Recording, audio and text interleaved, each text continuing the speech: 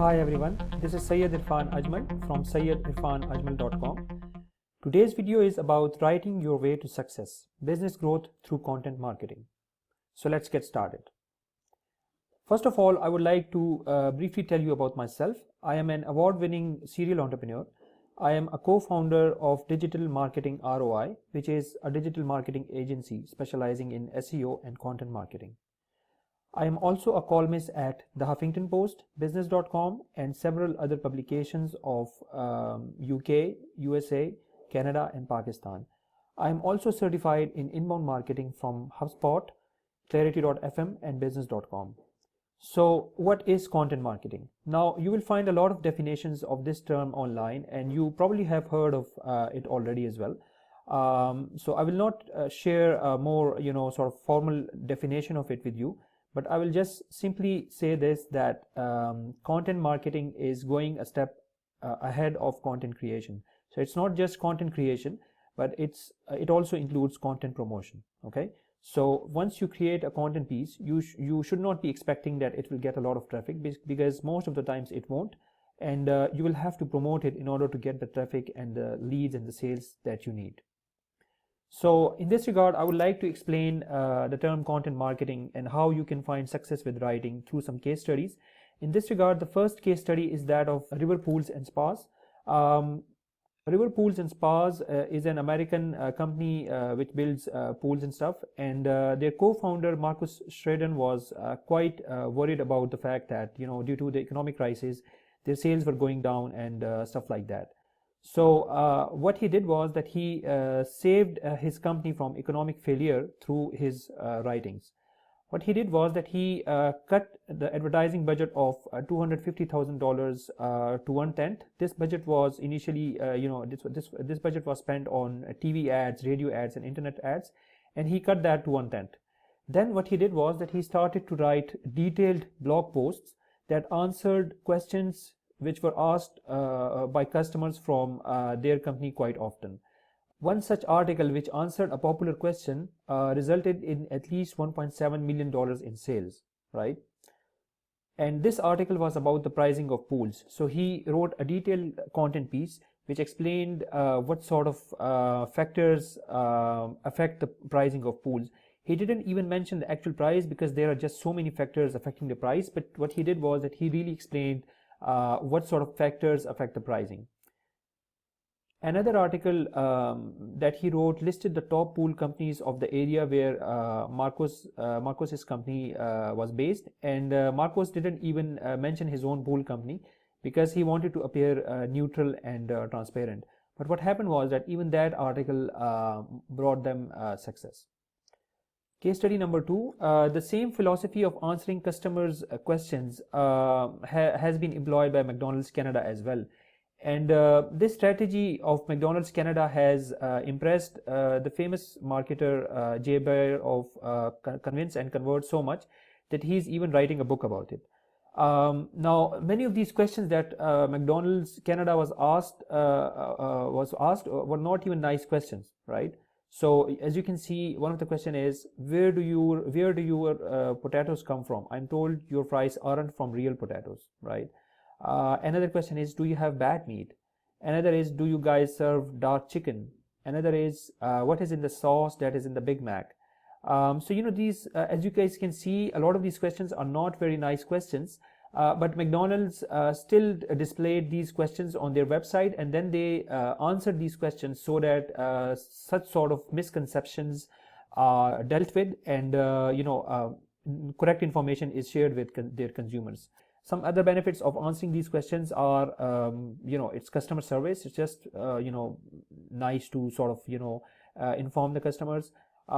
It helps the company know the negative and sometimes incorrect opinions that customers might have about them. It helps the company to become transparent and to also set the record straight. Case study number 2, GoPro. GoPro is a famous action video camera company. They create excellent visual content, which is a great marketing tool. Here is an example of the visual content that they create. So as you guys can see, they explain how GoPro is used in different conditions to catch live action via video. So there is a video called Furry Friends. Music festivals are being recorded with it. Life's moment, flight, events, surfing contests, short films, deep sea, stuff like that. Now, the reason visual content is so important is because it can really increase the traffic and the engagement that you can get. So here are some statistics on visual content. According to brain rules, hearing a piece of information is remembered by only 10% people 3 days later. However, if that piece of information has a relevant image with it, 65% of people remember it 3 days later. Another visual content statistic, according to 3M Corporation, the brain processes visual information 60,000 times faster than text. 60,000 times, that's not even a typo. 90% of information that comes to the brain is visual. So these are some statistics on visual content which I'm sure you guys would like to consider before creating your content piece. So it does not has to be a video. It can be an infographic.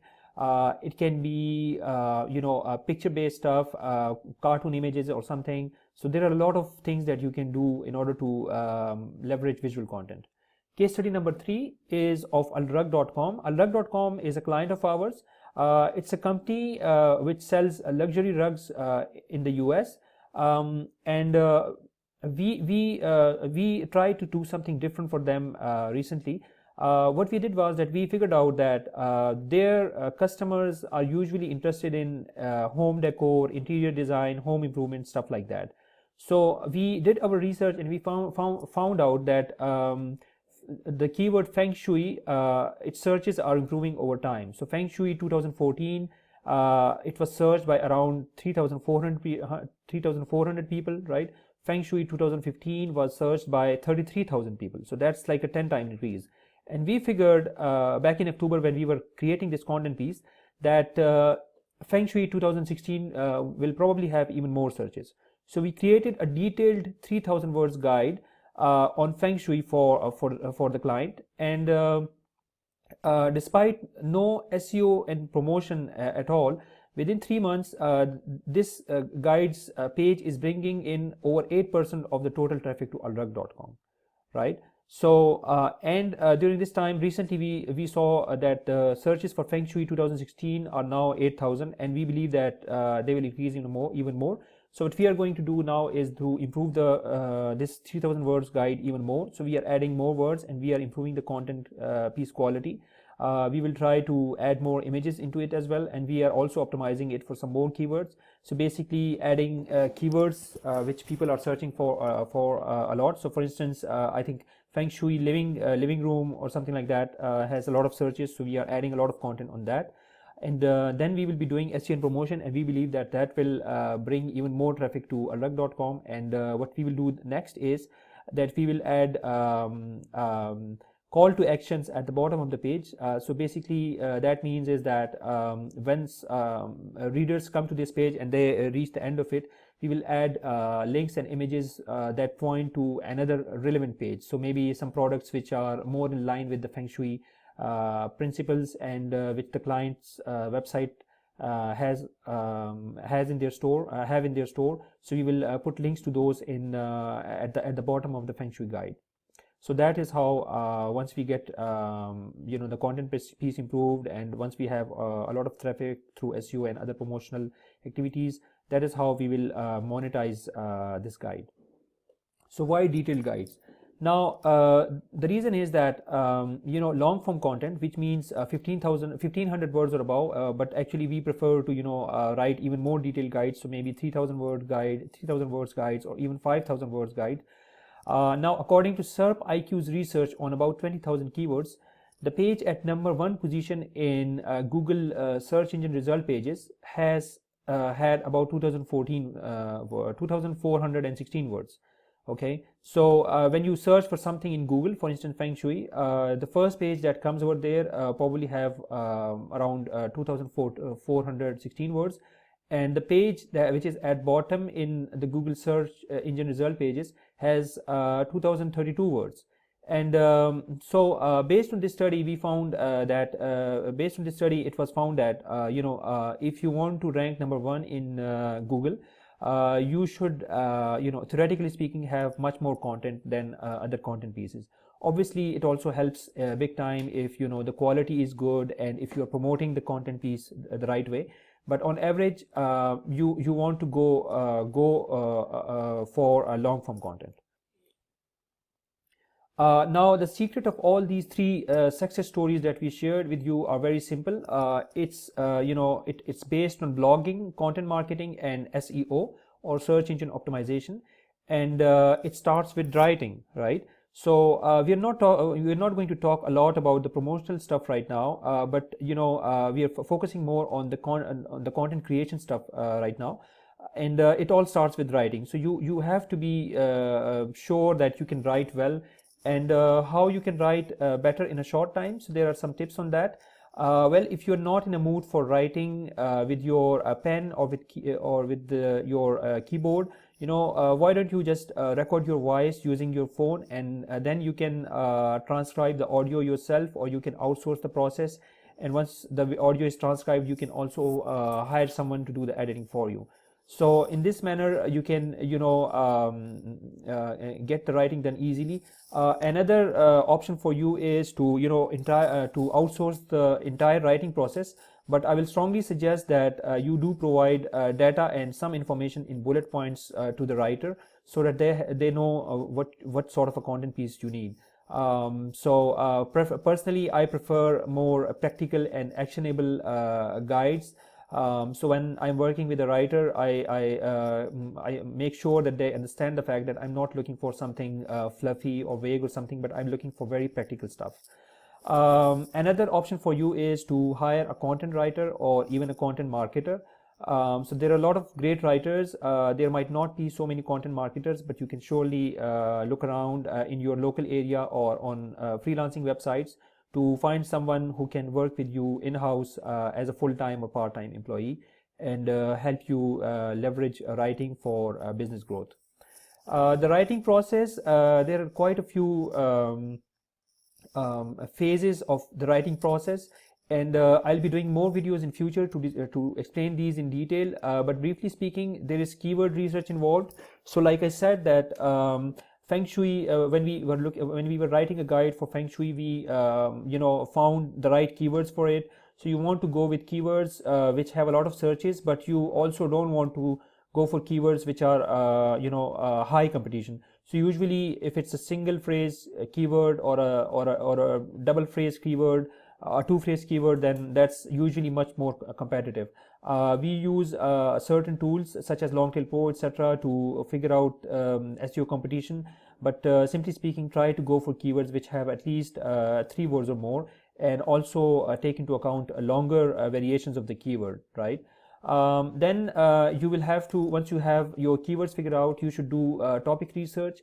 What I mean by this is using tools like Ahrefs and BuzzSumo, and I have a video coming out on that as well. So basically, we use these tools to find out what are some of the content pieces which are written on our targeted keywords, which have already done well, right? So for instance, if I'm writing about Feng Shui and there is an article which was recently published that I can find with Ahrefs or BuzzSumo, and I find that it did a lot of it got a lot of shares, it got a lot of backlinks and stuff.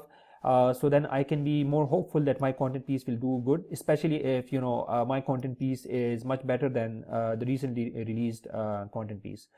The next step is writing the content piece and making sure that you do a great job. But no matter how well you do your job, you will still need to proofread it and edit it. And I strongly suggest that you get it proofread and edited by a qualified editor, or you can get your friends to review the content piece for you, because normally we are not very good at catching our own mistakes. So it's very necessary that you take necessary steps to ensure that your writing piece has little or no errors.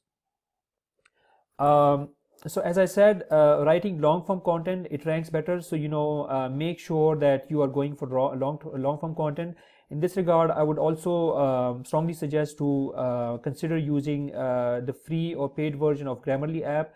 It's a great app. We are using it at our work, and it's not perfect, but it's really helpful in figuring out some of the mistakes that we make.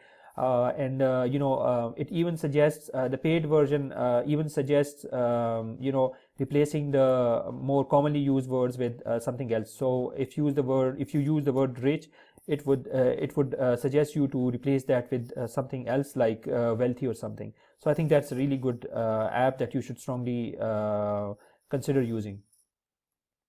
Content promotion, I will not be going too much, I will not be discussing this in detail in this video. This is a very huge topic, and actually all of these points that are mentioned over here, there is a lot of detailed process involved behind each, and it will take a lot of time.